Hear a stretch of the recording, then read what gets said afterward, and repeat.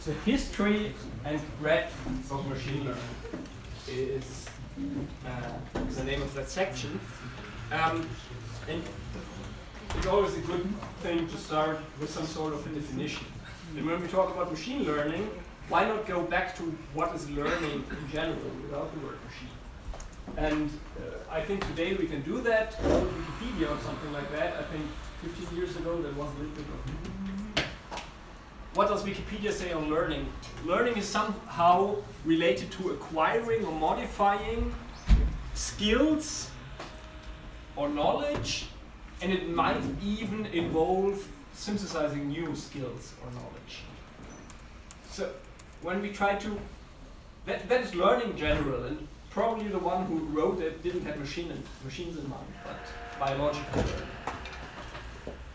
When we take the essence of this and apply it to machines, then machine learning means to build a machine that can, by itself, by a mechanism that is in the machine, acquire or modify knowledge or skills. Let's not talk about values, that's not the topic of that course. Interesting topic otherwise.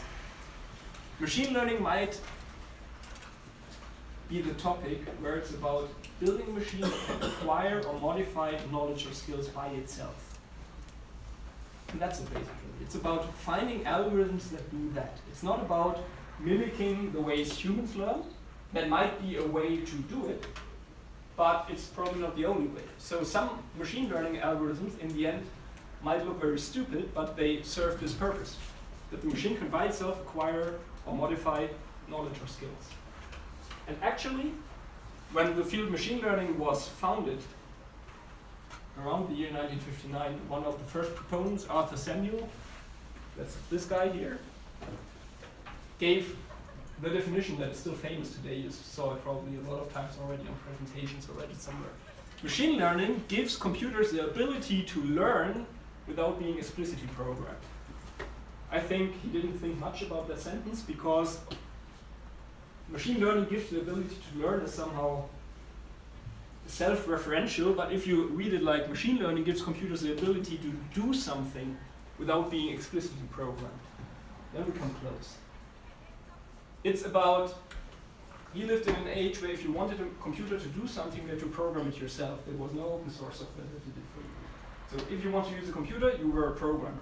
Machine learning is where you write small code that the computer can program itself. That's basically machine learning in the definition of Arthur Samuel. And Tom Mitchell, the guy from the book I like so much, 1997, went a little bit more quantitative and said, what's machine learning? A machine is set to learn if its performance on a specific task, as measured by some metric, improves with experience. So the machine has a task it shall accomplish, whatever, predict stock market prices, detect faces, fly a helicopter, drive a car. This is a task. We can measure it by the amount of money we make with the stock market prediction, the amount of human losses we minimize in driving the self-driving car, whatever. And as measured by that metric on that task, the thing gets better by gaining experience, and experience is a metaphoric for data. So by seeing more data, by seeing more examples, by gaining experience, the thing gets better. This is machine learning. By that you see that it's quite broad. This is not just neural networks, it's not just some other specific algorithm, it's improving by experience. This is the paradigm of machine learning. What does it mean in practice? You wanted to get practical here, like 40% of the class said so. So in practice, that means you fit parameters of some function that you choose by yourself to a set of data. And the data is usually handcrafted, so you modeled it in a way that this will work out fine in the end. And the function is chosen heuristically by yourself. So that's the vision. That's part of the practice. We will get a little bit less pessimistic by the end of this lecture. But large parts of machine learning practice mean exactly that. You choose a specific sort of learning function, you present it, a handcrafted, tidy set of data, and then something will come out. So the heavy brain lifting is done by you, and the number crunching is done at the algorithm. This is a pessimistic view. We will get more optimistic later. But large parts of machine learning are this. And that, yeah, sounds a little bit less than artificial intelligence and a little bit more than computer. Good. Examples. I should probably update that slide. There are so cool examples of machine learning applications every month, somewhere on a blog post, in a paper, on a conference. But still, this shows a lot of what can be done. From creating art to autonomous machines to perception tasks, hearing, seeing per computer, calculating the price you should get, or predicting what you will buy, predicting who will be a great baseball player. Movie recommendation for those who haven't watched that one. What else? Segmenting cells, applications in health. There are a lot of things. And I think we don't have to go into details here because then the day will be full already. There are so many things that one could name as examples of machine learning. Machine learning is really a core technology today, and not just since the last 3 years. Like, it is heavily used since the last 50 years. But it surfaces now as, yeah, we have a hype again around topics like that. Maybe that suffices to say how big of a thing it is at the moment. I'm a little bit involved at ZHW in designing curricula and sitting in strategic meetings about how to direct things at the school, and we're actually thinking about our, for example, machine learning skills that not only every computer scientist should have, every engineer should have. That's already broader if you try to count computer scientists as engineers. And maybe even every student should have, even the ones that are studying language. A couple of years ago we thought about, should everyone at least know a little bit about coding? Today we're talking about, should you not just know a little bit about coding, but a little bit about machine learning. Not everyone will become a machine learning engineer in the future, but the technology will be so pervasive that it is important to know on what it is based. Much the same like in school, we all learn about poetry, even if we don't become poets. But it's somehow a foundation of culture, so we should know something about it. Let's try a history of machine learning in one slide. That is, of course, difficult, and I will do lots of injustice to a lot of people, but I like to break it down like that. Machine learning as a discipline has its roots in the discipline of artificial intelligence, which is a subdiscipline, or started as a subdiscipline of computer science somewhere back in the late 1950s. By some crazy, in the most positive, emphatic way you can say that, crazy people in the US who spent a summer together, something like a summer of code, and afterwards made a conference, a Dartmouth workshop, to sit together and say, okay, I wrote a program that can play chess, I think it was checkers, and I wrote a program that can translate from Russian to English, and I wrote a program that can actually detect Cyrillic letters, and how can we use this to convince the government to give us more money? I think that was basically the story of the foundation of artificial intelligence. And of course, the government was interested in translating Russian to English in the 1950s. And also they were interested in playing checkers. So yeah, artificial intelligence was born. And machine learning was one of the methods to achieve the goal of AI, which is, as you might know, to solve complicated problems. Where complicated means we only know the human mind as a problem-solving algorithm at the moment. It doesn't mean to make a machine intelligent. That might, again, be a way to do it. But it's just solving a problem that is so complex that we only know the human as somebody able to solve it. A computer solution might look completely different, and a machine learning solution might be one way to achieve it.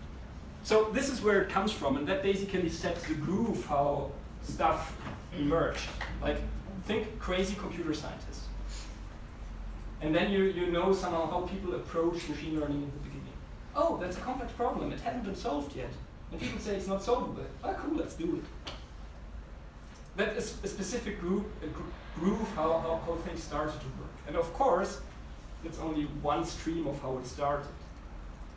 lots of methods, lots of things machine learning builds upon come from disciplines that are age-old, like lots of things from math, lots of things that have been around in statistics for a while, and especially statistics contributed heavily in terms of concepts, in terms of theory, in terms of methods. And today, basically the two influences are both very, very strong, and I would say equally strong. And you see both mindsets in machine learning work. You see the, let's say, mathematical rigor of statistics with very careful analyses of how things will work out, and you still have the crazy, oh, let's do it, let's fit a giant neural network to it and see if it can speak in the end, or something like that. They both come together, like, and the end is probably good engineering. So we have these two streams. There's actually a great paper by the late Leo Breimann, where he tried to convince his fellow statisticians that there's actually another culture of how problems in statistics can be approached, and this is he called it the algorithmic culture. I would say the computer science kind of culture, where you don't want to understand every model necessarily. You first care about that it works. Where a typical, I would say, statistic culture would be, I want to understand the process that is happening, and I fit a model to it that I can understand, that I can comprehend, and if this only goes so and so far into approximating every phenomenon, that's okay with me because I still understand. And the other thing is, let's fit a huge thing that nobody understands, but that works very well. And Breimann wrote a great article on it to basically explain all to the other side and vice versa why these things should complement each other. So if you like to read good literature and good science, read that paper. It's actually available in a form with a discussion and a rejoinder by the author in the end, where other professors, like it was in the scientific journal, short anecdote, sorry, and people answer to the editor of the journal like, you cannot publish stuff like that, that's completely crazy, blah. And it went back and forth, and you can download the paper with all these letters attached to it. It's very interesting to follow that discussion. Okay, historically, this is, I found it on the web and I liked it because you can still comprehend it somehow. You see, there are some fashions in machine learning. It starts over where I said it started, end of the 50s. We have at the beginning lots of work with perceptrons, which is a forerunner of neural networks. Neural networks again here, neural networks again here, neural networks again today under the guise of deep learning. We have other methods that came around and became famous, decision trees, ensembles of decision trees, other kinds of ensembles, and we have the support vector machines that were famous for a while. I think today we basically have this. The deep learning stuff has become much more prominent. That doesn't mean it's the only thing we need to know. Actually, we don't talk much about deep learning in this course, and not just because there's another module now about deep learning. We already talked not much about deep learning here when we still had deep learning in this module as well, because it's a very, very cool technique, method, and that says something who's heading a research group that uses deep learning almost exclusively. But it's only very good for specific problems, namely pattern recognition stuff. I would never ever think about using a deep neural network when my data is some Excel kind of which customer bought what kind of stuff kind of thing. It might work as well, but it's not very well suited. I would rather go to methods like these. So back to the timeline. My very limited gut feeling perspective on fashions in the last recent years in, let's say, research-oriented practice. Like people doing that in a company, but having one ear to the research world to see what's going on. We're in the 2000s mainly using support vector machines. Basically, as a researcher, when you had some problem and you want to publish a paper and you had not any novelty, but you use the support vector machine, you could publish it on a good conference by saying, using support vector machines for X, Y, Z. And it worked, because support vector machines were really cool algorithms, and we talk about it in 3 weeks. Then came a time where people did the same with random forest and found out this is a nice out-of-the-box working model with very cool properties. We just go for that. It has even less parameters than the SVM and very good convergence properties, and let's use it. And then, depending on how close to the pulse of deep learning you were, around 2012, 13, people started finding out that deep neural networks are actually really good as soon as your data is high-dimensional, unstructured, images, sound, video, other time series. And the deep neural network hype was a new fashion, and you could publish a paper because we were using deep neural networks to do whatever. It's always a little bit difficult to predict into the future what will be the next trend. I think all these things are still around, and deep learning is still plateauing. I changed this, I'm showing this slide now since 3 or 4 years. I changed the last box here for a couple of times already, but the things that come up recurrently are unsupervised learning is becoming fashionable. Reinforcement learning, quite recently, is becoming really fashionable. There's a reinforcement learning meetup group that meets in Zurich in the evenings to hear talks about scientific papers after work, and 50 people show up after a work day. And currently very hot explainability in connection, but not only to deep neural networks. That is, even if you have a giant model that is very complex to comprehend and hasn't been built to be comprehensible, how can we make it comprehensible? Because if you use it, for example, in a self-driving car, you want somehow to understand how does it distinguish a person from something else that is there, maybe where you can just go over. Or if that thing decides that you have cancer, or that you don't have cancer, you want to know why. And you want to somehow see, yeah, that makes sense. So explainability is very important, and there's a lot of interesting research going on, very interdisciplinary, between machine learning guys and ethics people and people from philosophy. Cool stuff. Yeah.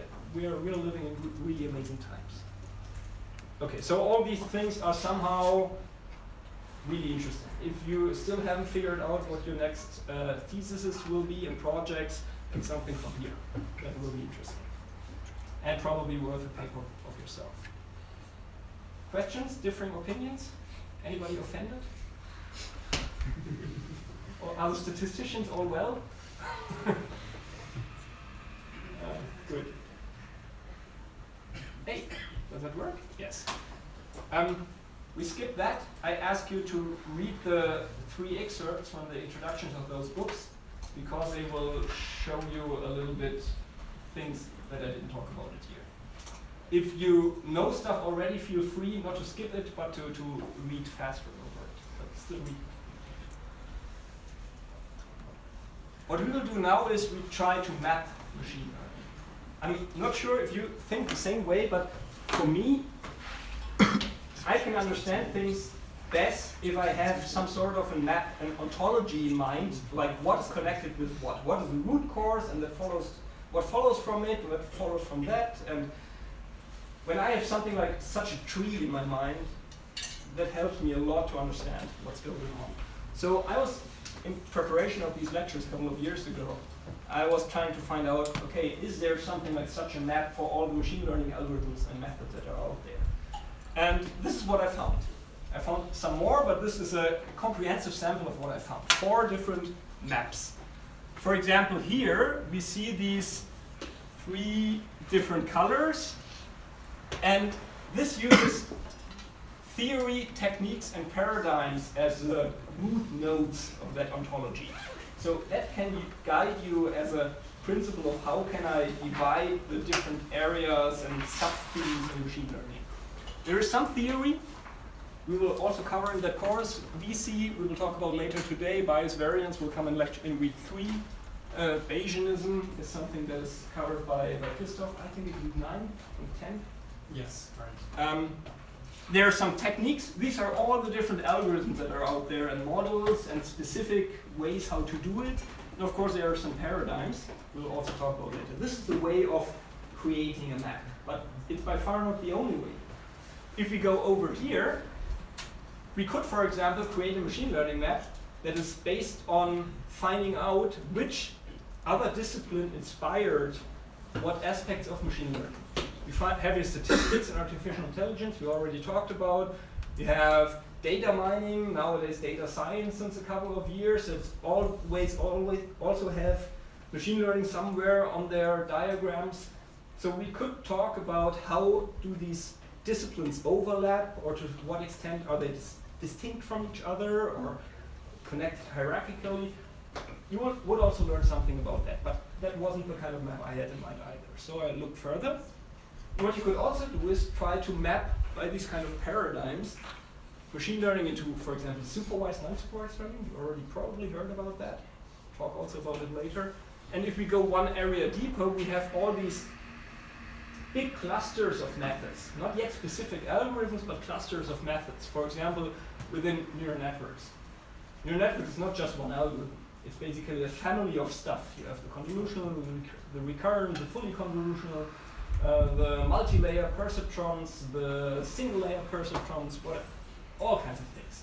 So you could try to make a tree of methods out of these classifications. And the last thing I found very interesting because it's very practical. This is the cheat sheet of Scikit-Learn, one of Python's famous machine learning libraries. And this one starts by giving you somehow a decision tree of what method can I use depending on the data set I have.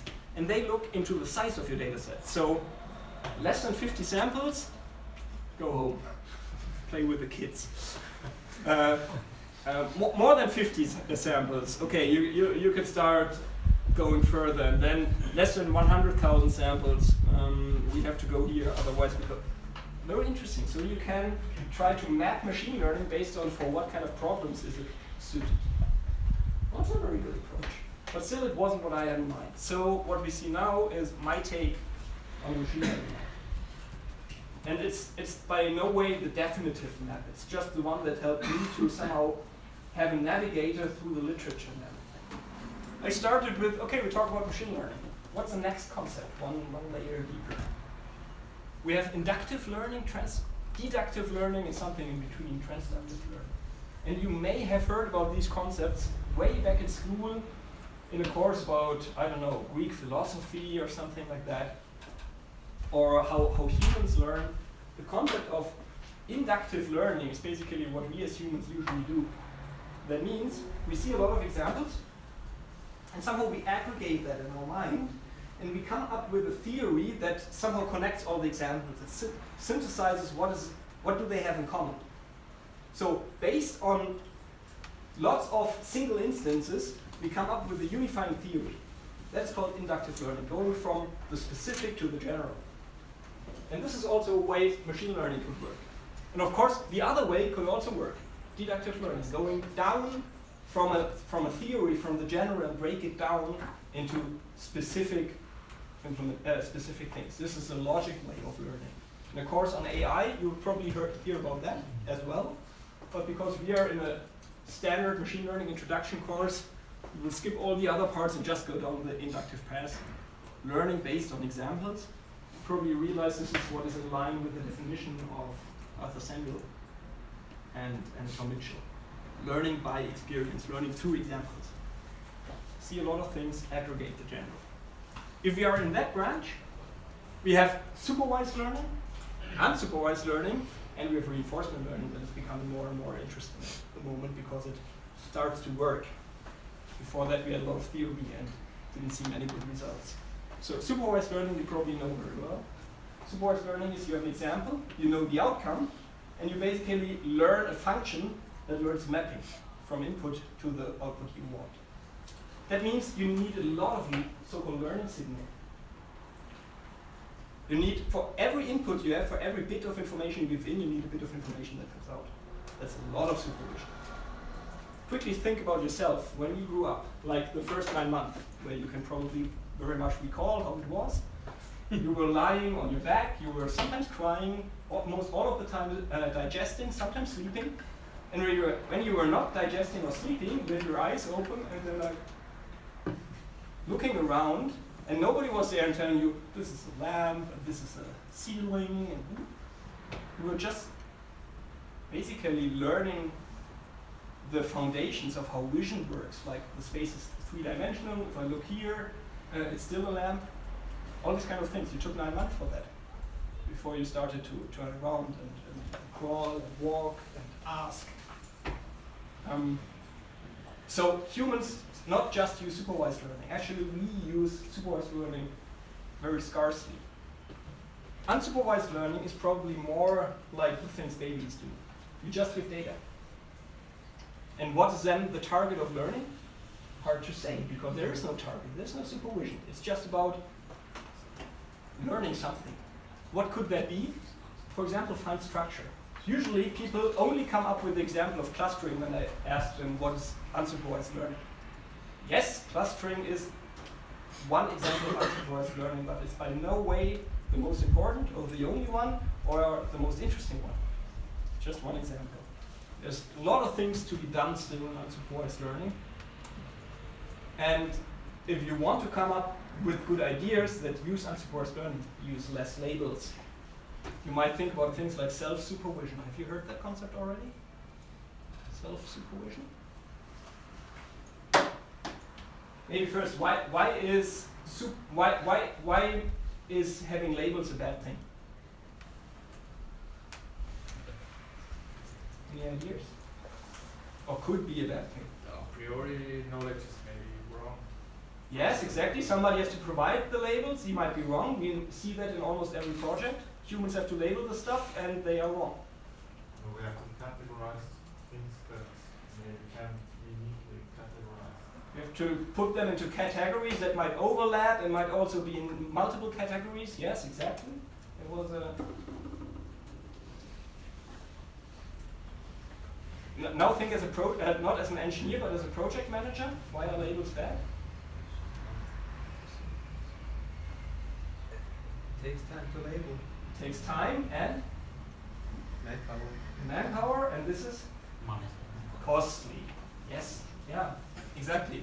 It's very expensive to label in terms of time, in terms of money. I actually saw this is now a business model. In Asia, you have houses with working places this big, where people sit the whole day and label images like there's a car in it, there's no car, no car, no car. This is now a business model. This is expensive. You have to pay for that. Now, so there's an urge to do something without labels. Even in research, where you usually get the money from somewhere else and don't have to care as soon as you have it, you don't have labels for everything. But imagine you have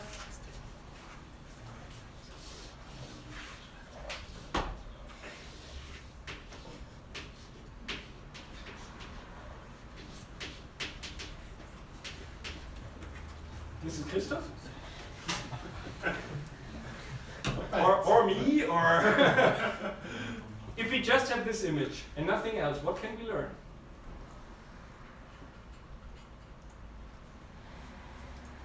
Come on, be creative. You could, for example,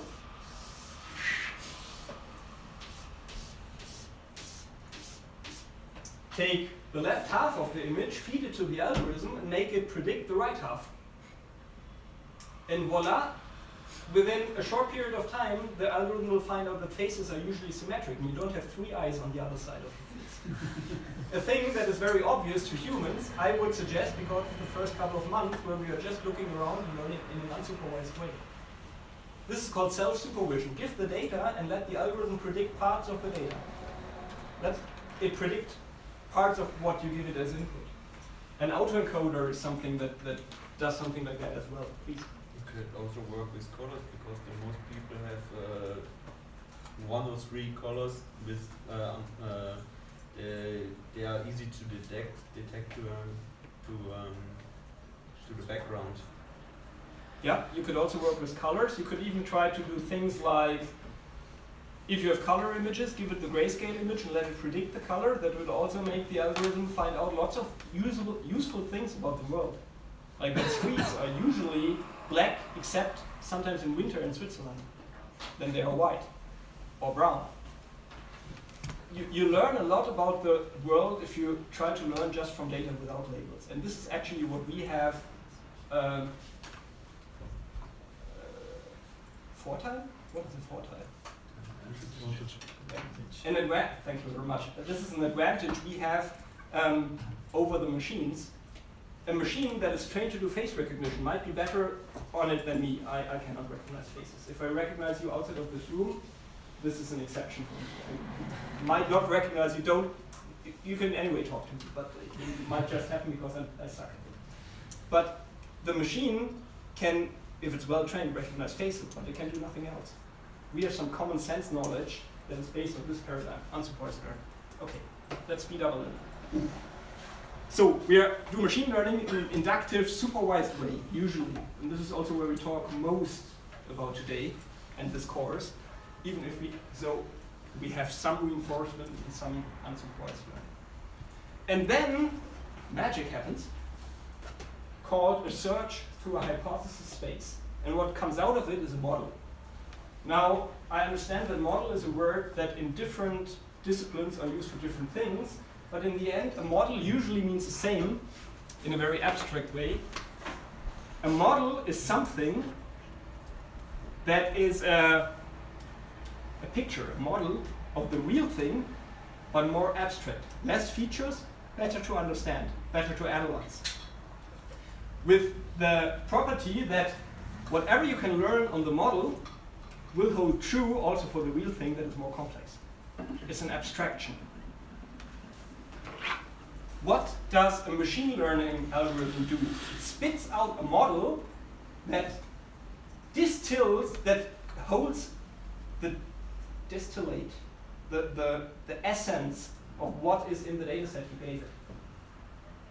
And that's basically the outcome of a machine learning algorithm, the model, the essence of what was in the data, and that you can use to do predictions, to do estimations of probability density, to understand the phenomenon that is characterized by the data, all these kind of things. And these models can have completely different properties based on the algorithm used to infer the model. What kind of properties can that be? I put some pairs here of things that are the opposite of each other. A model could, for example, be linear or non-linear. A linear model could, for example, be a hyperplane that separates two classes from each other. A hyperplane is very easy to understand, but might not be very accurate. A non-linear model can be very accurate, but it's difficult to fit because it can fit everything, it can overfit in the end. A model can also be parametric or non-parametric. You maybe heard about that in statistics, and you know what I'm talking about. For those that don't know what I'm talking about, a parametric model is parameterized by a fixed number of parameters. Basically, if you want to change the model, how it works, you can just twist a couple of a fixed number of knobs, and you will change the model completely. And if you put more data in it, that doesn't mean the model will grow in terms of parameters. That's a nice property. But you have to know specifically which knobs you need. So your choice of model plays a much bigger role than if you have a non-parametric model, but this probably grows with the amount of data you need to learn, or you want to learn. So if you learn on a 10 times bigger data set, your model will become 10 times bigger, which probably means your inference time goes up by a factor of 10 as well. So you have to choose. Small model, bigger model, better fit. Your model might be discriminative, which is a good thing. If you just want to separate the faces of the people who may enter the room from the ones that don't, access control, you may just want a discriminative model that separates. But for some applications you need a generative model. It does not just model the demarcation line between the classes, but model the classes itself. So you can basically ask questions to the model like, how does a typical representative of your class looks like? You can use these models to sample from, and you can use this to generate images, for example, to do in-painting in images, to synthesize speech, and to do all kinds of cool stuff where you get applauded for on a conference. So you have to choose which one you want. One of my favorites, when you ask a customer, okay, you want a machine learning model, what kind of model do you want? They say, oh, I want just a good model that predicts very well. Yeah, very good. You build a very good model. Build a very good model. And why does it decide? I said, I cannot tell you why. You wanted a good predictive model. Yeah, but it's normal. Everybody wants to know why. I need to understand why. I said, okay, but then you don't want the best predictive model. then you want an inferential model where you can understand something about the phenomenon. But this will cost you 10 to 20% in predictive accuracy. But that's the way it is. You have to choose. Do I want predictive power or do I want to understand something? Usually there's a trade-off. And if you want to work on making this trade-off go away, you have to do some research. Last thing, deep and shallow learning does not just apply to neural networks. There are some really interesting articles from the end of the 2000s, 2009, 2010 around, that talk about the power of deep learning completely without mentioning neural networks. That's very interesting as well. What we will do now is we look a little bit into the magic area. How does a search through a space of hypotheses, parameters work theoretically today in order to arrive at a model? And we do that at the example of inductive supervised learning. So we don't look into deductive learning, we don't look into unsupervised learning at the moment. We look into example-based learning methods. Inductive learning. Inductive learning, we already talked about, is something we as humans do as well. But it's a very peculiar kind of learning because it has some strange properties. For example, inductive learning is not truth preserving. Consider this example.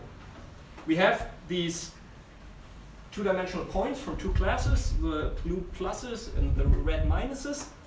We only have this data and we should infer how the classes are separated. And it makes very much sense to think the blue box basically represents the blue class, the red box, the red class.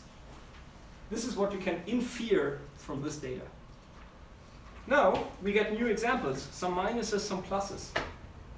It's not truth preserving. Getting new examples may completely invalidate all the knowledge we have learned so far. We have to come up with a completely different model that is much more complex.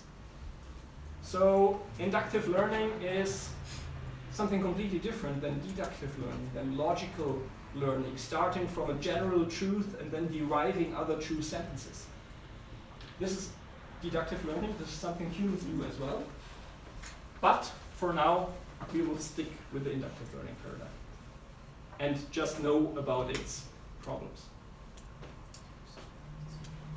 Knowing about these problems means we know something about the learning paradigm. For example, that this is heuristic in nature. We can never prove something about an inductive model because the knowledge could be invalidated by just the next example we see. So it's always heuristic. That is important to keep in mind when you are in discussions about you want to build some system and it needs to be based on machine learning and somebody needs a proof that it works. It's heuristic in nature, by definition, theoretically. You cannot prove. Impossible. You can show by extensive experiments that it works very, very well, but you cannot prove.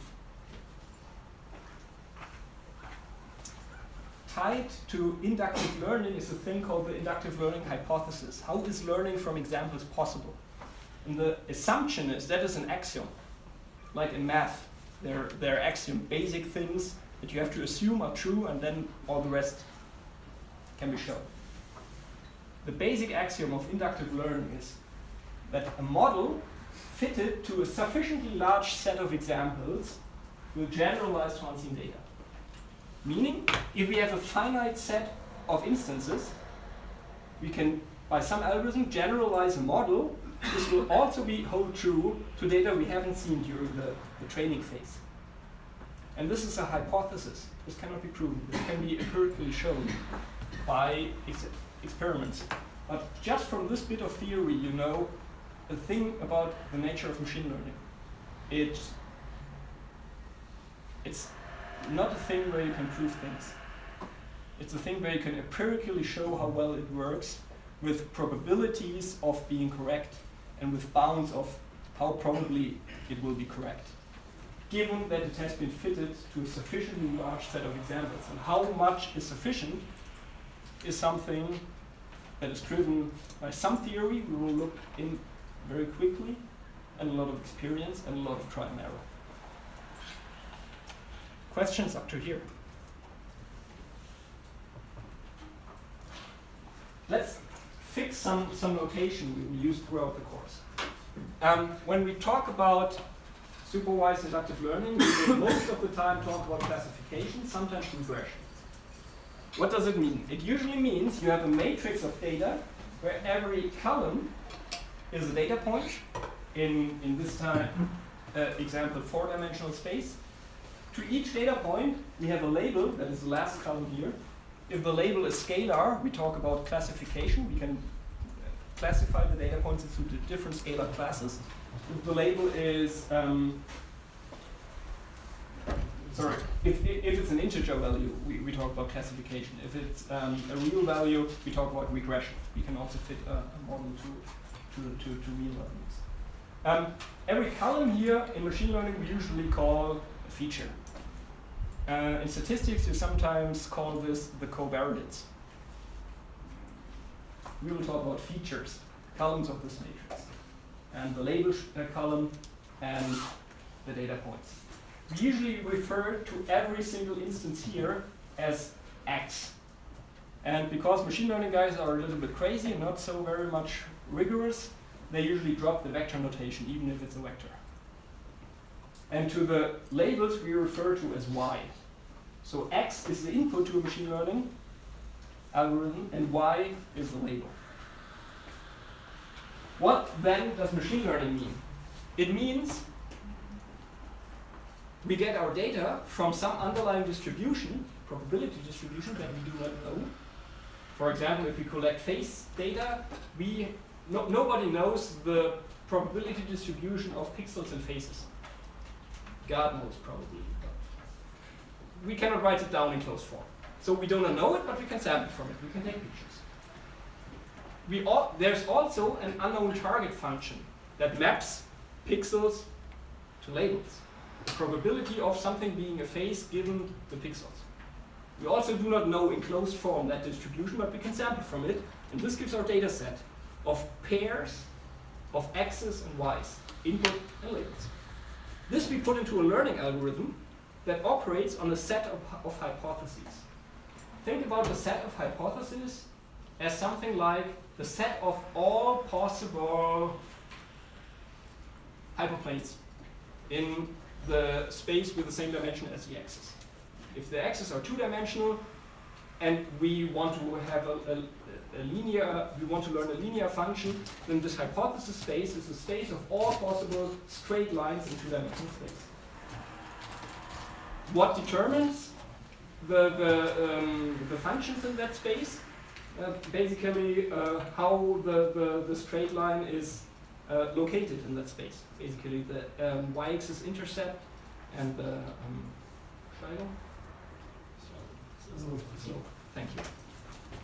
The learning algorithm, out of the space of all the possible functions, of the space of possible functions we gave to it, now finds the best parameterization in the case of the two-dimensional straight line, the slope, and the y-axis intercept, so that the final hypothesis, called h, it's a function, and it also maps from the space of the axis, the inputs, to the y's, the labels. The result for any input x is approximately the same as a true function here. So there is a true function that would give us a true label, but we do not know the true function, it's unknown. And we approximate a hypothesis out of the space, and by the learning algorithm find the best parameterization of this, so that for all pairs we know this approximately matches. And then, given the inductive learning hypothesis from the last slide, we may conclude that if that set was big enough, that this will also work for data points we have not seen. This is just notation-wise what machine learning means. And now we can fill in the blanks and say this hypothesis space is a space of all straight lines, will give us a specific learning algorithm. That's the space of all deep neural networks, give us a different learning algorithm. That's the space of all kernel machines, different learning algorithm. But it's still always a setup. We have the x's, the y's, the true function that we do not know, the hypothesis space, and the learning algorithm that tweaks its parameters to find a hypothesis function. Okay? Last important thing here. we have to separate two phases. The training phase, where the learning algorithm has access to the input data plus the labels in order to learn a hypothesis, training phase. And then usually offline, the application phase, where we give the train function, the h, the best one here, and give it unseen data, just x's without y's, and we take whatever result comes out for granted as, okay, this is our prediction. And usually, of course, there could be a feedback loop, but usually this is separate. We train for once, we apply, maybe not forever, but for until somebody retrains. This is something, when you talk to people that have no background in machine learning, they usually think, oh, if we apply machine learning, that means the software system learns all the time and it gets smarter all the time. No, it doesn't. You train once and you apply forever and you will not get smarter until or unless you hire a machine learning expert who continuously trains the model and collects all the new data to improve it. But it will not do it by itself. There's a small thing called online learning that can be, so this can be done, but it's a tiny, tiny, tiny bit of what is done in practice. And with companies that I work with, what they usually do, they are smart. They take a solution we build, they take a log of all the things they classify during their application phase. Every 6 weeks or so, they retrain the model in order to adapt to a changing data distribution. So there can be a loop over training and test time, but it's not given by definition. If the data is depending on time, is it recommended to put some old data away and put in new data for the training, or is always recommended to always put new data inside the training data? If your data is a time series, there are some special things you have to keep in mind. For example, a naive error would be you take, for example, you have daily data, and what you could do is you have your whole data set. You take all the data until 6 weeks ago as your training data, and the last 6 weeks for predicting, like test data. But then you have a high correlation between the training and the test data because it's the same data generating process that has been seen during training that needs to be predicted. I would say in such a case you have a much higher accuracy that you measure on this particular test set than you could expect from unseen data. So you should probably take some of the complete time series for training and others for test, and not the past for training and the recent past for test. You will have correlation then that make your system appear much stronger than it is. But I think there is a complete module on analysis of time series that covers things like that in much more detail. I'm not an expert on time series. I worked a bit on speech, so that is a time series. I can comment a bit, but there are some peculiarities on time series. More questions? Up to now, you probably knew almost everything. I just want to make sure we have the same foundations. Good. Learning is search. Search, as you may know, is one of the big areas within artificial intelligence, search algorithms. And people that are in that area tend to say that everything is search. So everything is their field that they mentioned. Of course, everybody's doing that to some extent. But to some extent it's true. Machine learning is search. We as a human provide the hypothesis space. We say, dear learning algorithm, please look into the set of all two-dimensional straight lines. And then it search through all the possible instantiations of a straight line. Which one is the best? And it's the same when you say, dear learning algorithm, here is a vanilla neural network with 5 layers and 2 convolutional things and so many units. Please look for the best parameterization of the weights. You specify quite a lot, and then it's a search of what is the best combination of the parameters. So you as a human specify a search space, the hypothesis space. Hypothesis space because the function that is your best hypothesis as an approximation for the true mapping between x and y is in that space together with other candidates. And they can look very different.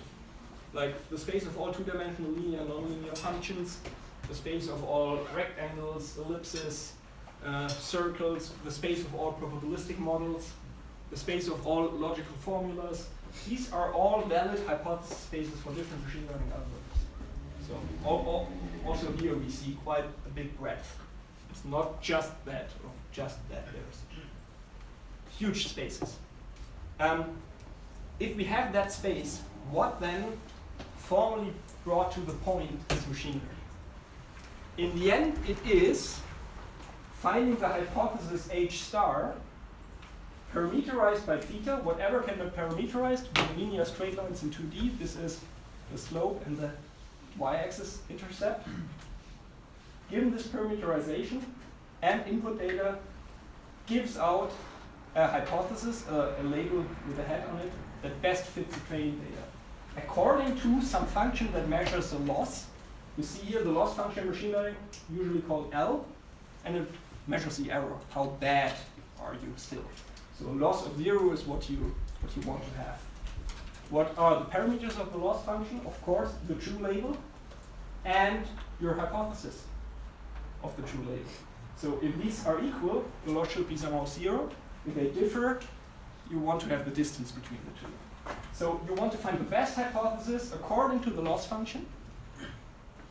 That means you minimize the loss. That means you find the best hypothesis.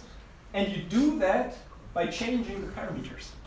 The only way to change the loss is basically you change the parameters of the parameterization of the function. How do you do that? You search through the space of all possible hypothesis functions given by all possible parameterizations. How can you do that? If your function is differentiable, you can do it by gradient descent. But this is only one way. This happens to be the way that it works in neural networks. Neural networks are differentiable, so you can learn by gradient descent. But probably you know that also in neural networks, you cannot only learn by gradient descent. You could also train neural networks by genetic algorithms or some other processes. So models, learning algorithms, optimizers, they are different components. We'll look into that next week more specifically. They are not tightly knit together. Neural networks and gradient descent usually go together because they work well together, but by no way they are married. They can be put into other couples. Good. Even more specifically, what does it mean? We find the H star as the arcmin of the empirical error of all the possible H's that are in the hypothesis space. And what is the empirical error? The empirical error is the average, 1 divided by number of examples, sum over all examples, that's the average. The empirical error is average over a loss. So here we have all the important concepts in the formulas. We have the loss function, how it is connected to error, and how the error is connected to finding the parameters. We look for the hypothesis that minimizes the empirical error, which is the average of our training data of the loss. And for classification, where our labels are integer values, a very simple version of the loss could be the 0-1 loss. The loss is 0 if the label and the predicted label are the same, and it's 1 if they differ. This formulation is true for every machine learning solution that uses supervised learning. It's not specific to any algorithm. Very, very general and always true. If that is search that gives you your trained model in the end, what guides the search? Or is it just brute force, trying everything? The machine learning people tend to formulate that it is a so-called inductive bias of your optimizer that guides the search, that searches in a specific order. What does it mean? What is the inductive bias? The inductive bias, you could say, of a learning algorithm is everything, the set of assertions that is coded into the way your optimizer works, that together with the data and the learning algorithm itself allows to deductively, like logically, without any probability or something, like deductively infer for every input the correct output. Okay, that's a very theoretical answer. What does it mean? What is an inductive bias? Maybe we go by the words. What is a bias? In other contexts, like in machine learning and science, usually we just use the word bias. In a sociological context, you could also use the word prejudice. That has a little bit more emotions attached to it. What is a prejudice? Something that is hardwired into your system and makes you decide in the blink of an eye in a specific way. And usually there's a bad connotation around it, right? For example, if I am at a party with my wife and they ask me what I do and I say, I'm a computer scientist, and they ask my wife, what do you do? And she says, I'm an engineer for power plants, and whoop! That's prejudice. Why is it? Because she's a woman and she's not supposed to do power plant building or construction. Because this is statistically not very probable. Doesn't need it. It's not allowed to be, it's not very probable. Prejudices are, in the end, manifestations of statistical truth. What is something like that in a machine learning algorithm? We now leave again. The prejudice thing was just an example to make you think into a direction. It's not about ethics here. It's not about algorithmic bias and stuff we could talk about in a different setting. The inductive bias of a learning algorithm is the hypothesis about where probably the solution is that is hard-coded into the learning algorithm. If you use the learning algorithm called linear regression, there's a very strong inductive bias in that method that assumes that the data is linearly, has a linear trend in it. That means this algorithm will work very, very, very well and very quick and everything if this assumption holds true. If your data looks like that, okay, let's draw it here.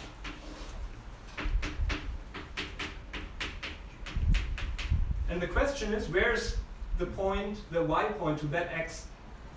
A good prediction would be, I don't know, somewhere here. Why? Because we see somehow a linear trend here.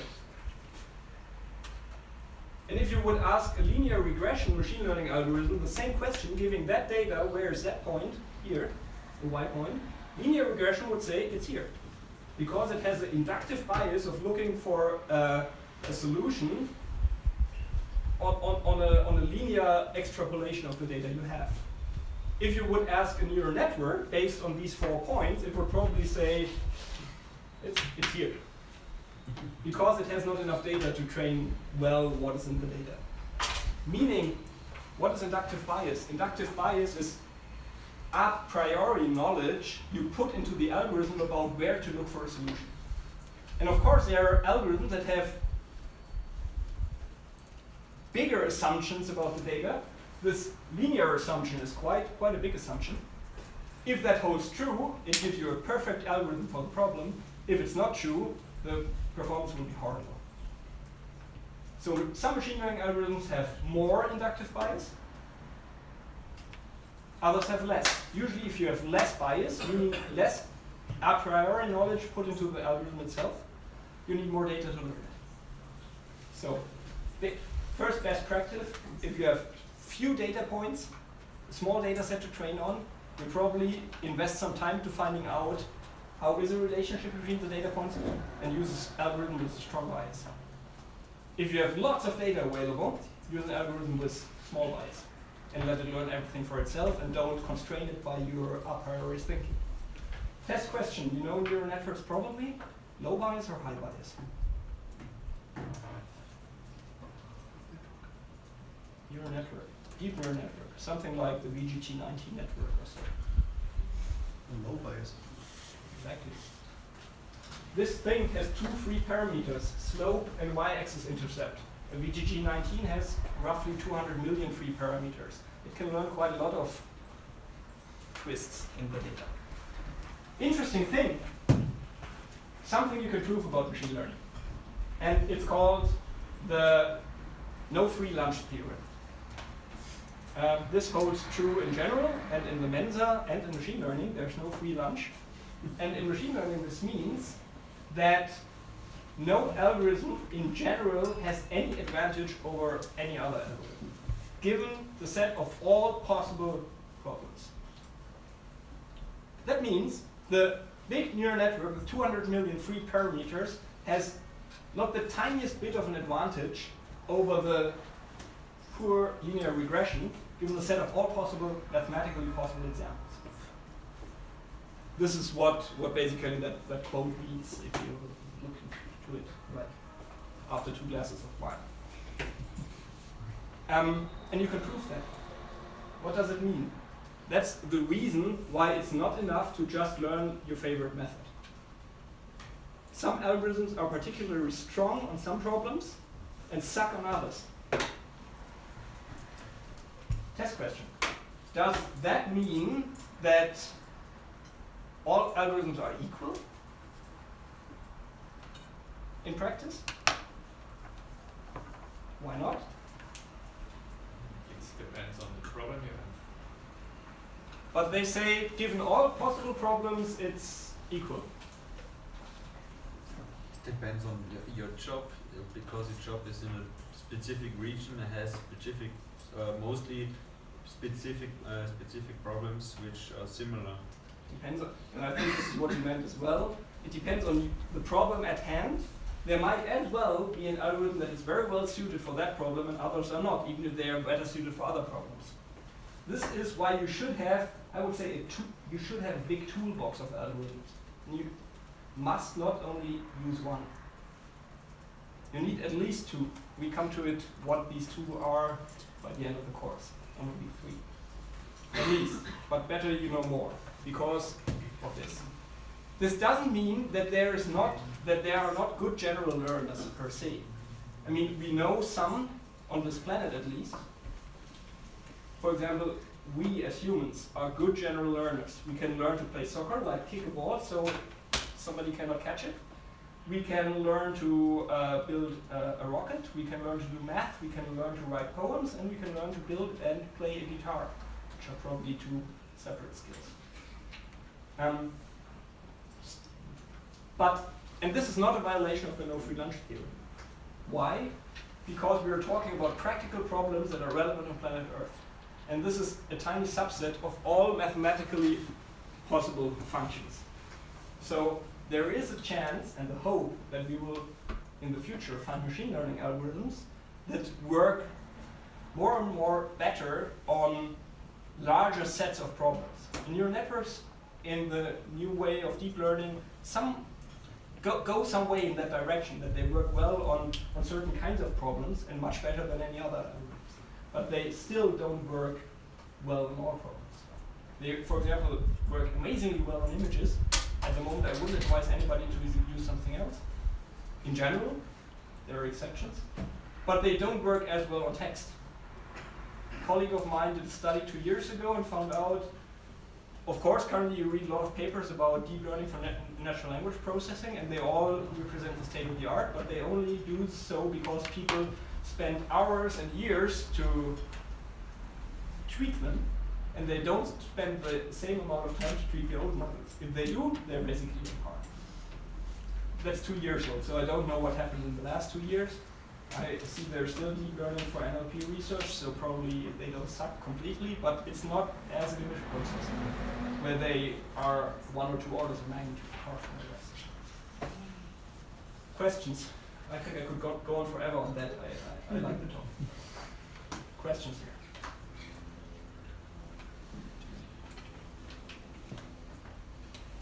Good. Let's finish that. We talked about inductive supervised learning.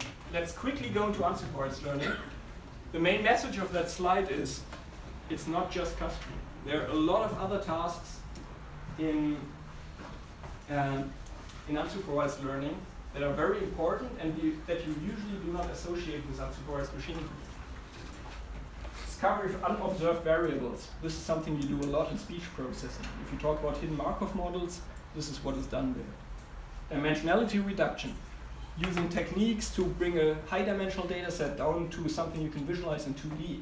Basically unsupervised learning, figuring out what is important. Feature learning, like learning good features, for example, by means of an autoencoder or something else. You do not need labels for that, that's unsupervised. Matrix completion sounds like a very, very boring topic until you realize that the set of all customers and all possible movies those customers could be represented as a matrix.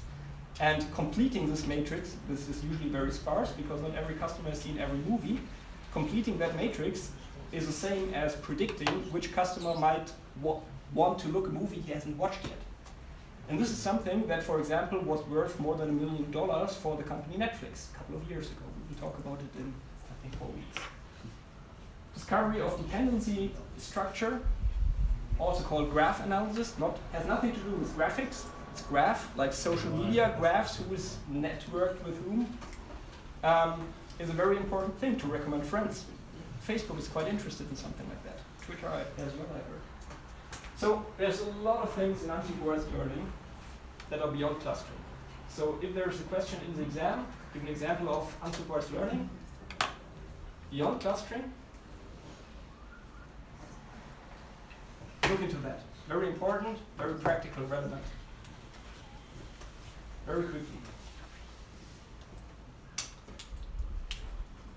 I promise that I will take some overtime today, right? But we make that quick. What is learnable? There is a field called Computational Learning theory that has been very fashionable in the 90s because people didn't have enough compute to really do machine learning, so they did pen and paper exercises. Since we have DGX1 supercomputers by NVIDIA and other such things, people tend to do more practical stuff and don't look too much into computational learning theory. But I think the results from that are really important for the things we do today. So we need at least a very, very brief summary of what is done there. So let's do a recap. What have we found out so far today? We learned that we can, in the end, learn any target function f that we do not know by seeing enough training examples. We can learn any function. We can learn to approximate any function. For neural networks specifically, there is a very important theorem, also from the time when people had not enough compute power to do things practically, and so they calculated, that says one hidden layer neural network can approximate any function with arbitrary precision given a wide enough second layer. That's a mathematical example. It means the wide enough second layer might be infinitely wide. But you can mathematically prove that you can approximate any function with any precision you like. So the real practical question is, okay, how many examples do I need to see? Right, this is really relevant for practice because if somebody comes and says, can you build a model for this? And you say, yeah, sure, give me data. How much data do you have? How much data do you need? And then you need an answer. Like, if you want to recognize some things on images, like categorize radiographic images, like X-rays, if there is cancer or a broken bone or whatever, something abnormal, how much data do you actually need in order to infer something with that same precision than a radiologist? You need 5,000 images per class? 50,000? 500,000? 5 million? How can you say? And in the end, it turns out we still have to find out empirically, but there is at least some theory, and that helps to understand at least what is the driver behind that. What is the driver behind how much data do I need? Which can also help you to select the correct algorithm given a set of data that you have. And these kind of questions are answered by computational learning theory. They answer the questions like, if you have a training data set, is it large enough, given a specific algorithm you want to use to train a model? And given the training data set and error on the training set, how good will it generalize? Like, what can I infer from a specific error I observe on the test set? How well will it work later? And these are very relevant questions. This says, do I have enough training data? Will it get better with more training data? And given that I measured the following accuracy, can I expect the same thing to happen in practice on data I have no labels for? Quite relevant.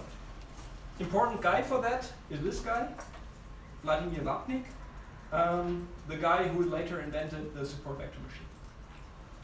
And we will talk about him later in the course again.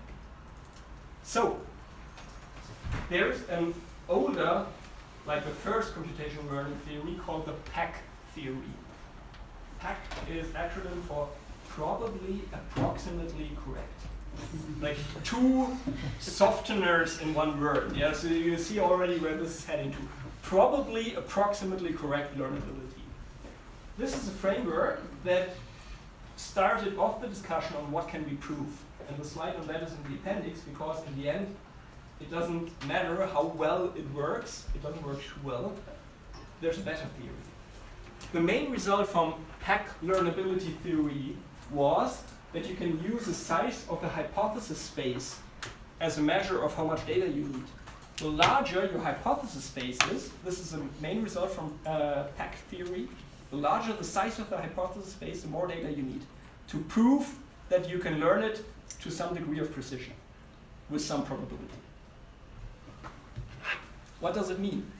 It means if you have only the choice between two different hypotheses, like a straight line in that direction or in that direction in two-dimensional space, you do not need much data to decide, do I use this model or this model? But if you have more degrees of freedom, you need more data. And this can be really a practical insight. The more degrees of freedom you have in your model, the more data you need. The more complex your model gets, the more data you need. The thing is, you can infer bounds, upper and lower bounds from the theory regarding on the size of the hypothesis space. The only bad thing is almost all practically relevant hypothesis spaces are infinite. And if you multiply something by infinite, you can ignore the theory. So somebody, Vapnik and a colleague, Chavonenkis, came up with a new theory called the VC theory that also works for infinite hypothesis spaces. And I just want to give you the idea of what do they measure. They don't measure the size of the hypothesis space anymore because practically relevant ones may be infinite. So they came up with a concept of shattering or overshadowing. Let me first explain what shattering means. If we have this set of 3 points in two-dimensional space and a straight line, we can position this straight line in different ways, and it turns out we can position the straight line in so many different ways that we can separate the 3 points in all possible ways. We can put them all into the blue class, all into the white class. We can single out this one, or these ones, or these ones, or this one, or this one, or these. We can separate them in all possible ways. Now they came up with a word for this we can separate in all possible ways. This is the word shattering. If a hypothesis, meaning such a function that separates, is shattering a set of instances, well, I always have to look at it before I say it.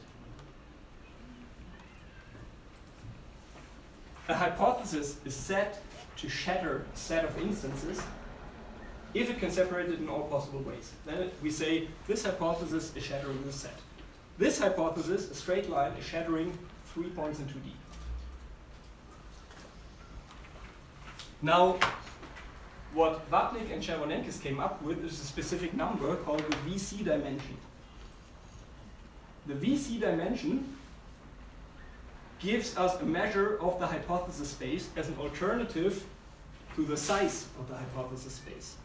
And the VC dimension of a number, per definition, is the largest size of number of examples out of our training data points that can be shattered by any hypothesis out of the space. It turns out, for example, for the two-dimensional space and linear hypotheses, like straight lines, that the VC dimension of the space of straight lines in 2D is 3. We cannot shatter more than 2 points. We can shatter 3 points, we see it here by example. We can also shatter 2 points and 1 point. We cannot shatter 4 points. It's impossible. So the VC dimension, per definition of Vapnik-Chervonenkis, of 2-dimensional straight lines is 3. And what they then came up with is provable bounds of how much data you need based on the VC dimension of the hypothesis space. So instead of the size of the space, how many hypotheses there are, they somehow measure how many points can I separate.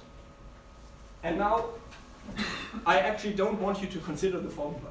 I don't care about the formula, it's just here for reference, for those who like it.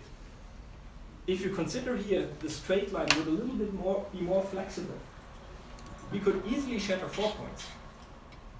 It's just because the straight line is so inflexible, you cannot bend it, that it can only shatter 3 points. So basically, the VC dimension is, and I think it's written here somewhere, yes, here, the VC dimension is somehow a measure of how wiggly or how adaptive the hypotheses in the space are. So instead of saying we adapt the number of data points we need for training in accordance to the size of the hypothesis space, like how many different hypotheses are there, we now say we choose the size of the training set according to how adaptive the hypotheses in this space are. Meaning, straight lines are not very adaptive, we need not much data. Neural networks are very, very, very adaptive, we need loads of data. And this is very relevant again. The more complex a hypothesis is, the more data you need. And we will come back to that later in the course. This is something you will find out in practice all the time. This is the theoretical foundation for it. Yes? How can you shattering more than 3 points if you have just 3 points? Oh, we could just add a 4th point, and then you can try to shatter it with a straight line, and you will not make it. If you would just add a 4th point anywhere, you will not be able to shatter 4 points in 2D with a straight line. If you would add it. And you can somehow prove it. I'm not a specialist in math. I cannot prove that. But you could try and you will find out it's hard. Impossible. Hard. So, the take-home message from Vapnik-Chervonenkis theory, from computational learning theory is the more wiggly, the more adaptive a model is, a machine learning model is, the more data you need to train it sufficiently. And this is rather not super illuminating. We probably felt that all the time already, but it's helpful. And fun fact, the bounds here in that formula, even if we don't go over the formula in detail, the bounds are really tight. In TAC theory, the bounds are really, really loose. Like factor of some orders of magnitude between the lower and the upper bound, how much data you need. I mean, that doesn't help much. Here, the bounds are tight. So the wiggliness of the hypotheses is really a good sign of how much data you need. It doesn't tell you directly how much you need, but it means from a straight line to a neural network, you need orders of magnitude. Questions?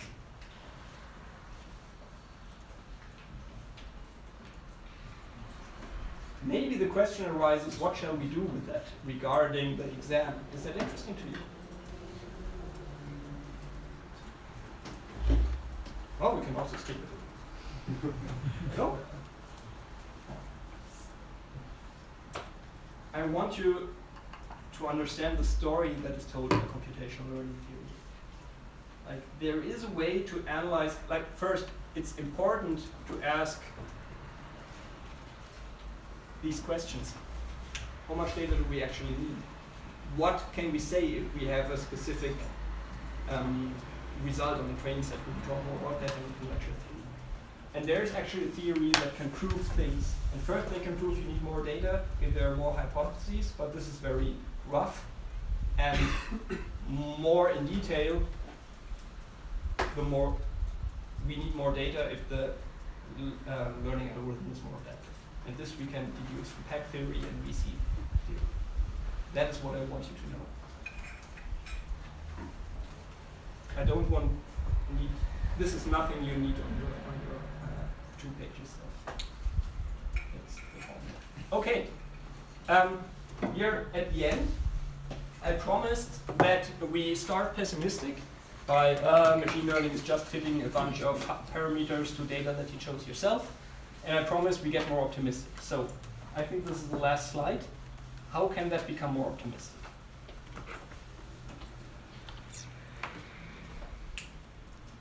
Yes, parts of machine learning are pure function fitting, but that is actually not too easy if you think about a deep learning approach with 200 million parameters. Fitting that function by hand is something you have a hard time with. So even, like, just to say, function fitting is not so easy. But of course, this is not intelligence, and you can argue if we should use a name like learning that is very much tied to us as humans and what we are good at. Anyway, of course, function fitting could be put into a feedback loop. We already mentioned it very briefly, called active learning, where the algorithm takes basically a component in the algorithm, observes where the algorithm is good at and where it sucks, and then requests specific new training examples in the areas where it still sucks, so it improves there. This is not called online learning that we talked previously about, like learning continuously. Active learning is the algorithm actually requests specific data points to combat its weaknesses. This exists, it's called active learning, it's not done much in practice, but some things are done there. And this, of course, improves the paradigm a lot, like making it more capable. Then, how does this go towards AI? We have to recall the goal of AI. The goal of AI is not to make an intelligent machine in the sense of recreating biological intelligence. It's about solving complex problems for which biological learners exist as the only solution we currently know. By whatever method we achieve solving their problems. So one part of solving, let's say, a large class of problems depends on really pattern recognition kind of stuff. Sensing, hearing, seeing what is happening in the world. And this is usually done with neural networks. They're really good at that. Feed them raw data, pixels, sound waves, whatever, and they can make sense of it. This is what the current hype is about. With this, you can go from raw data to somehow symbolic knowledge. From the pixels of a class of a picture I take here to the symbolic information that 1, 2, 3, 4 people are sitting in the first row. Symbolic information, 4 people, not pixel and color values. If we have symbolic information, we can use other methods from AI that have nothing to do with machine learning, but with ontologies and with dealing with symbolic knowledge, over which we can do inference by reasoning approaches that use knowledge and knowledge bases and logical formulas and not logical inference. So we can do top-down knowledge engineering with methods from symbolic AI, and we can use machine learning to create symbolic knowledge out of pure data. These two things together will be needed to have machines that somehow can tackle a larger class of problems and not just the very thing they have been trained for. So this is what not too many people are working on, because there's still enough to do here and here individually. But if we want to make progress on what people sometimes think AI should be, we need to bring these two things together. And then this, of course, is something where machine learning, like we teach it here, the function fitting kind of thing, fits into a larger picture. Good. Then again, we talk quickly about, not so quickly actually, about the no free lunch theory. And there are algorithms that have a quite strong inductive bias. linear hyperplanes, the straight lines in 2D, hyperplanes in 3D. They have a strong inductive bias that has to be represented in the data we want to learn from in order that it learns anything useful. But of course, there are more fundamental inductive biases than the assumption of linearity. Some neural networks, for example, or neural networks assume that the space is at least somehow smooth, which is also an assumption, but a more general one. It's not so tightly fitted to the problem description on the use case level. It's more under the surface of the problem, the smoothness assumption. And there are even more fundamental assumptions that we also have some knowledge about that our brain is doing them. That is the assumption that when we learn something, the representation that is learned by the neurons in the neural network, also in a biological one, should be sparse and distributed. Meaning, if we have a specific layer of neurons, this could be observed in biological learners, and it can be observed in certain autoencoders, that it makes sense, it facilitates learning if in any layer of the neural network only a few neurons are activated at any specific time, and not everything is activated to some extent. This is sparseness, and distributedness means there shouldn't be a grandmother neuron that fires if the grandmother is in the picture. It doesn't fire any time else. But there should always be a combination of different units in such a network that collectively have the knowledge. So that when you are hit on this side of the head hard, and some of the grandmother neurons die, still some of the knowledge is preserved here. This is a simple example. It's probably biologically more difficult, but you get the point. Sparseness and distributedness is also an inductive bias that could be used to train something as a learning paradigm that is on a much more fundamental level than I assume all my data is linear.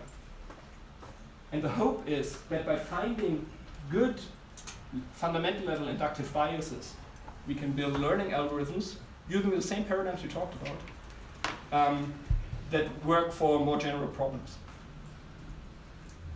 That's it. You made it. Please have a look at the three reading parts described in the practical V01 description. You find it on the Moodle. You find some summary of what we talked about with a little bit different spin always on the last slide. I won't go over it again here. Thank you very much for your patience and a good afternoon.